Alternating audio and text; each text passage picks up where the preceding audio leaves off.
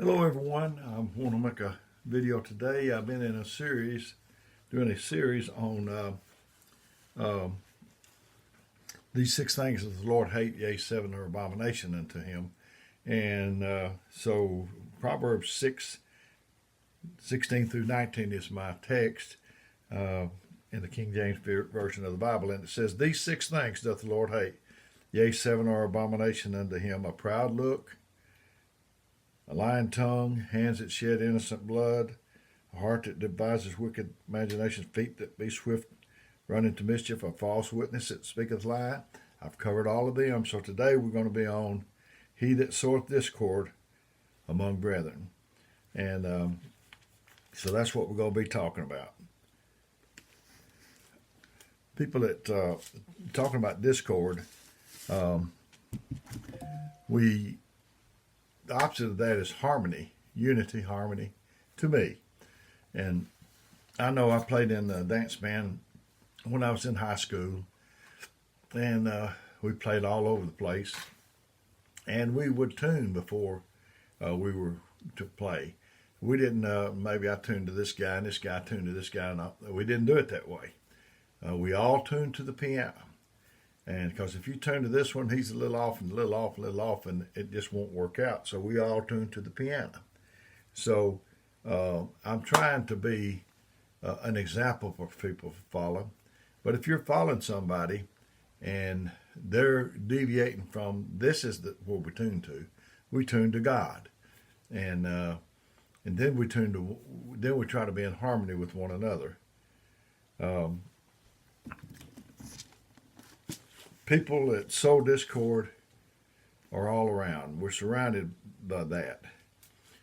They work their mischief by planting a seed, a doubt over here, by sowing a rumor over there, a little gossip over here, complaining over there, and dropping a word of criticism there. The fruit of their labor is disunity, disharmony, and discord. He hated the first six things we've talked about. He didn't like them at all. But this seventh one is the one that's abomination, the sowing of discord. The people that sow discord, they're Satan's helpers, they're the enemy's helpers. They're engaged in Satan's work and they'll drag you down. Beware of the person who comes and says, "Well, I don't know if it's true, but I just wanted you to know about it so you could pray." That kind of person is not concerned about the issue at hand. They don't care about you. They don't care about what's in the best interest of the church, the family, or your community. They're merely out to destroy someone and they want you to help them. The best thing you can do is tell them the truth. Tell them that you don't want to hear it. And if you say, "Is it good?" and they say yes, so okay. If you say, "Is it good?" and they say no, and not so good, you say, "I don't want to hear it."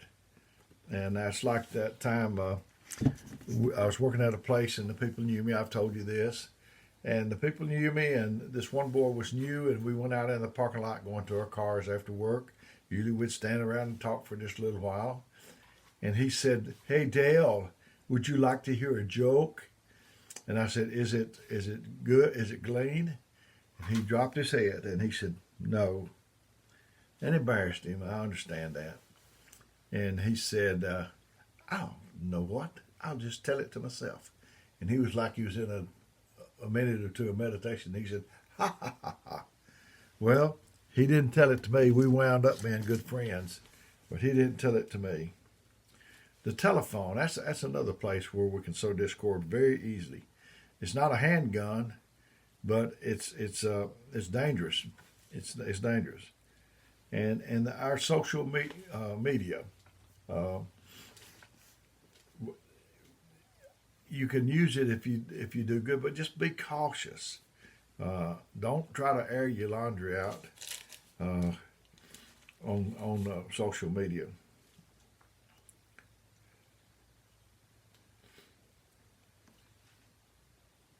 And he puts these people in the same rank as liars, perjurers, murderers, and the vilest of sinners. Be careful that you're not put in that group. The first six things we talked about was bad enough, but this is right in there in that group, except it's worse. It's the work of the enemy. There'll be a price to pay for anybody that sows discord, and it's not going to be good. To sow discord, to sow is to plant seeds. Discord is disagreement, argument. To sow discord is to say and do things which cause a group as a whole to distrust one another and begin to argue and then to fight. Sowing discord is something done in secret, by deceit. It's sneaky. An abomination is a thing that causes disgust or hatred. And this is the conclusion of the first 6. I love harmony. I love peace. I think that we ought to work at it as hard as we can. Just because you disagree with somebody, have a different opinion, not doctrine, but just opinion, that's no reason to have discord. I love peace. I grew up and it wasn't a lot of peace around when I was growing up, and I tried my best I made up my mind. We didn't go to church, and I didn't know about that. I didn't know I would turn out to go to church and be a minister, but I did make up my mind that I wanted peace. Some people say, "Oh, the reason I'm an alcoholic is because my dad was an alcoholic," and then the next person would say, "The reason I'm not an alcoholic is because my dad was an alcoholic." You can let that affect you either way.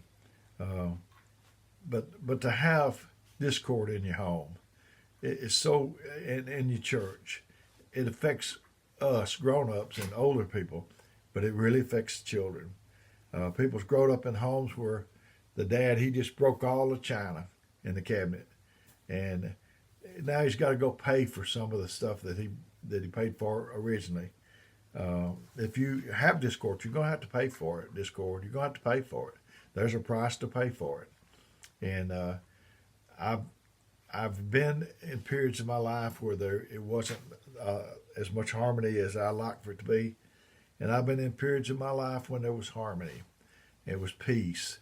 It was, and I love it so much that I don't never want to go back to that way again. We can be like life runs in cycles, in circles, like the earth. And, they told them, and Deuteronomy said, you've went around this mountain, you've encompassed this mountain long enough, go forth. And so that's the way it is. We, like I said, like a dog chasing its tail, we go around and around and around. Things, it doesn't matter, it matters, but it's not life, a life issue, like leaving the lights on. Maybe one mate thinks it's supposed to, you're supposed to turn them off, and the other one thinks, well, what's $10 a month? I don't like the darkness. And there's been disagreements over how to squeeze the toothpaste. We need to reserve what we say. We don't have any rights.